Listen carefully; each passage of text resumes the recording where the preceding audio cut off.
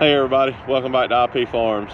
Well, this video is going to be just a little bit different. This is going to be the 2022 goal video for the reclaim process here at the farm.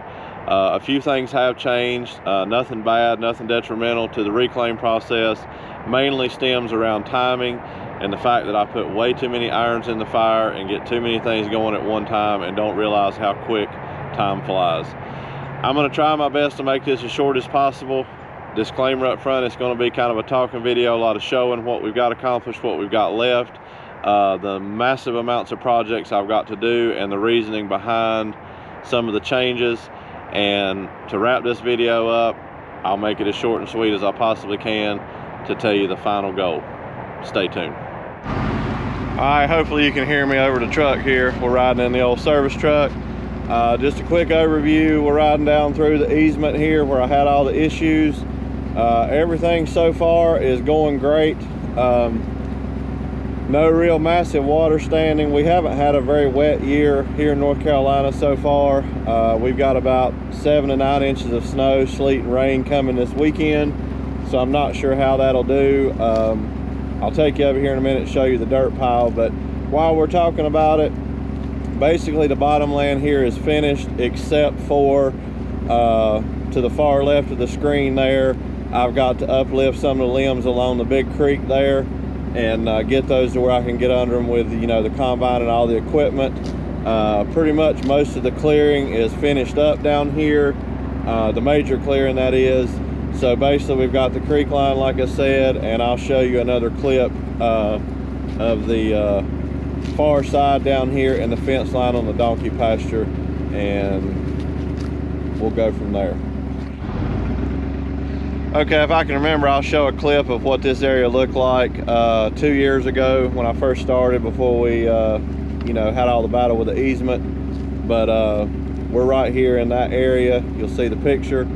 So far so good, no major water standing. Really, it's not really wet at all. So this tree line here that we're coming along is the property line on the southern, I guess you would consider it the southwestern corner of the farm. I've got to go back in there about another, I don't know, 20 feet or so to the property line, uplift all these trees, and get it closer back to the fence. And this should be the last of what I have to do in the bottom land as far as clearing and getting ready to turn soil.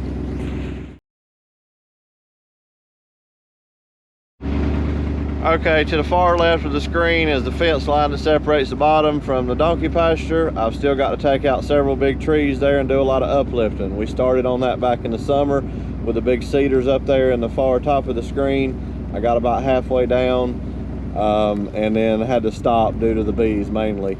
Of course, you can see water standing here. This is where I put all the dirt. I'm a little disappointed in it. It's not near as bad as it was. It's draining a lot better. I think the chisel plowing did help, but I've got to get over there and do some more grading and get this high side where I'm sitting in the service truck cut down so that this water can escape from this low area. I mean, I think I could spend another month hauling dirt in here and raise it up, but I'm just going to have to cut some drainage ditches. You know, we did pretty good. I definitely think that the chisel plowing helped, like I said, so I'm not too disappointed. We haven't had near as wet of a winter so far as normal, so that's a little tainted, if you will, but we're going to see how things continue to work out. So here in the screen is the headlands, if you will, of the wet side of the bottom. You've seen several videos on this area. This was one of the places that we first started running into yellow jackets, and every time we would come back I would find a new nest, so we really just kind of gave up on it. I wish so much I could get down here and you know, do clearing and stuff during the winter when the greenery's down. It's so much easier and the bees are gone, and that was my ultimate plan this winter, but like I said, plans have changed, so I'll disclose some of that here in a minute. But we still got all this area here, and once I get these headlands cleared up and up around the rock pile and over where I took off all the dirt, I think 80% of the bottom land that I'm going to plant will be finished up. Okay, we'll try to get you a better shot of this. These are the big cedars that I started uplifting and clearing video back in the summer. Same property line I was just speaking of, donkey pasture to bottomland separation. All the big cedars will stay. There's a bunch of scrub trees that have grown up really big in between those, and that's what I've got to take out and uplift. I think I said in a video back about clearing this tree line, but I'm not clearing it. It's still going to be a separating factor between the two fields. We're just going to clean it up quite nice. There's massive amounts of barbed wire in here from years ago. My grandpa and my mom and dad were horses, and that kind of stopped me from doing a whole lot of work this summer because I was too scared of getting in there and getting in another yellow jacket's nest. So we're in the donkey pasture right now, headed out to the front field. Okay, if you've been with me for a pretty good while, you remember this area right here in the screen. This is where I took out the big line of cedar trees. We did stump jumping, I think was the video. Opened up the front field into the donkey pasture here quite a bit, separated that. So that's pretty much taken care of. All we really got left in the donkey pasture is just the tree line I just showed you, which corresponds with finishing up in the bottom. We'll go out here to the front. I'll show you what I've got in the front field, and then we'll go and divulge a little bit more information. Okay, it just seems like I can't ever win, and this is what I'm talking about. I left this cedar tree here in the front field. It's not in the best of shape, wasn't that pretty, but we uplifted it and I was just gonna plant around it, and the last big windstorm we had, the whole top of it broke out. So now I've got to come out here and take it up. But in the top of the screen, you can see the fence line there in the state road.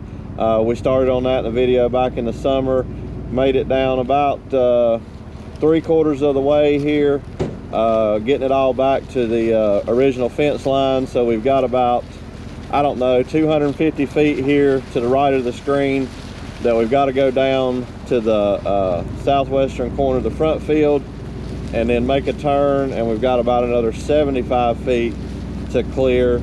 It's basically just uplifting limbs and pushing the underbrush back another 15 or 20 feet.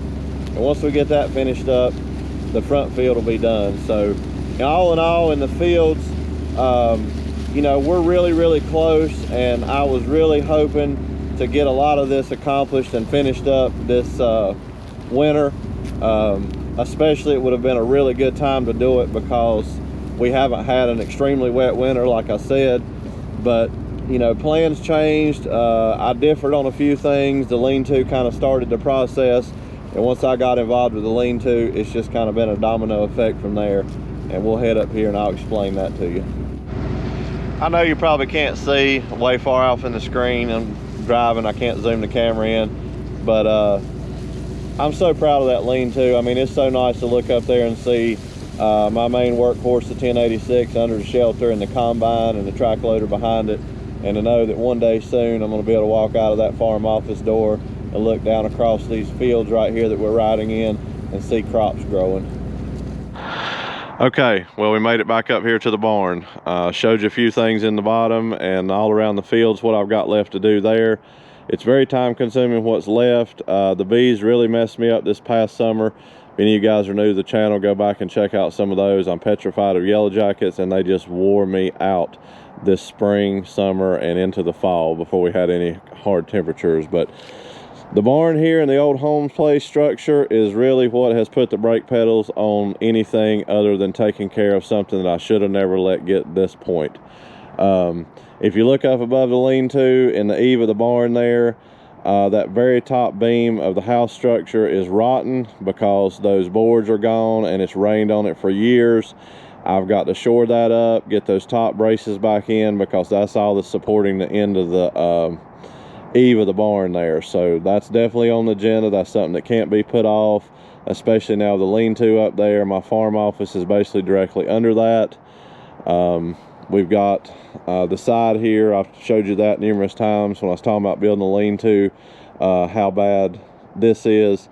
I'm going to take you inside the little lean-to here and try to show you what's happening, and it's progressively happening day by day, so we definitely have to give this attention ASAP. Okay, we're inside the lean-to here. I've got my phone, see if you can see it. This is the major problem right now. This beam that's basically laying right there on top of that piece of fence is continually falling, and the reason is because the brace underneath it there is broken.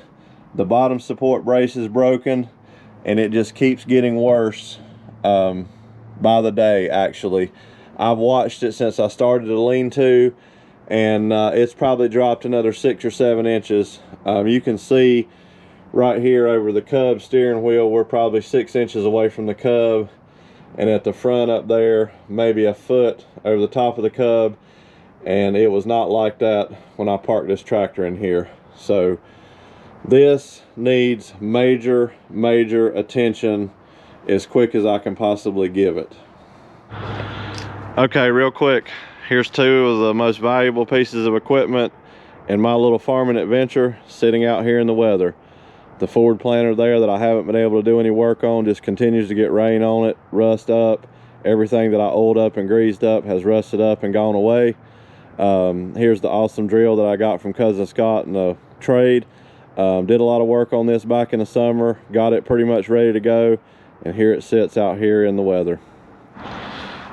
Okay, don't y'all laugh, all you big guys with 6, 8, 10 row headers. Here's my little 2-row header that goes on my K gleaner, in need of massive amounts of work. Missing the center cone. Don't even know if it works, to be honest with you. Wasn't on the combine when I got it. The grain head was. I'll show you that in a minute. This needs work, but here it sits out here in the weather. Cultivator here I got in place of chemicals. Picked this up really cheap way back. It needs quite a bit of work, pennies on the dollar. Again, another project sitting out rusting away. Right behind it is a little bitty grain head for the K gleaner. This one is in desperate need of some attention. This was on the gleaner when I got it, and I think it was being used, but being moved around. All the top rods there are bent. It needs all the wood in it, all the teeth replaced. One good thing that Cousin Scott had to go through on his was he had to do all the sheet metal work on the bottom. This one doesn't have any rust in it at all, other than the fact that it's really small. I don't think it's much more than 10 feet. It might be 12, but it's not even as big as the one Cousin Scott has. Again, sitting out, rusting away. One last shot here of something else that I started that we haven't got around to finishing yet.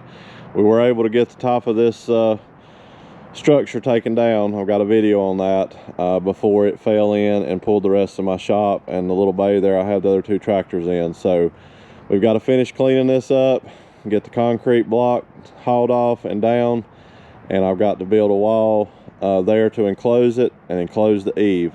So that's yet another carpentry adventure that has to be done. Okay, everybody, we're gonna wrap this one up and call it a video.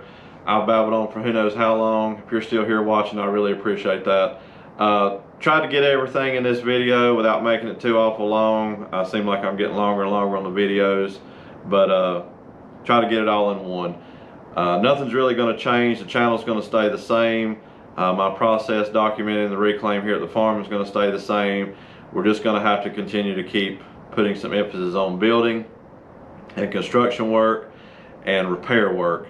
The barn and the home place structure here is the focal point of the farm. It has been for hundreds of years, and I just cannot continue to watch it go downhill any more than it already has. So there's no sense in laying the tool belt down, going to something else and trying to come back to this later, because I'm really scared that something catastrophic is going to happen. So we're just going to roll on with it. We're going to do the repairs. We're going to finish up the farm office here, get the tear down of the lean-to back there, build a new lean-to, get some of this dilapidated farm equipment under the shelter. And once I do that, short of the pole barn, we'll lay the tool belt down and we'll get back to putting 100% emphasis on field work and clearing and farm equipment repairs to get ready to put seed in the ground. So hopefully you guys will continue to follow along with me. It has changed a little bit from this time last year. You know, it was go cat go on getting crops in the ground. But sometimes you just stumble upon things that just blindside you, and that's really where I am with this barn and home structure. It just, I can't continue to let it go downhill. Too much history here. So the next few months probably is going to be a lot of building and construction videos, tear downs, whatnot. Hopefully that will you know, be interesting for you guys. If it's not, if you're here for the crops and the soil work, you know, I understand. But I've got to do what I've got to do for the benefit of the farm and the reclaim process. and all the support and the encouragement you guys give is so motivational, and I hope you will continue to do that in the future. So with that being said, thank you all for watching. Please consider subscribing if you hadn't already. Hit the thumbs up button if you like what you see. Thumbs down, I understand it's not for everybody. Share these videos, get them out there. Might be somebody else interested in a little bit of this.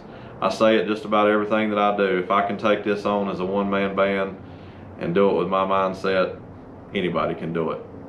Until next time, thank you.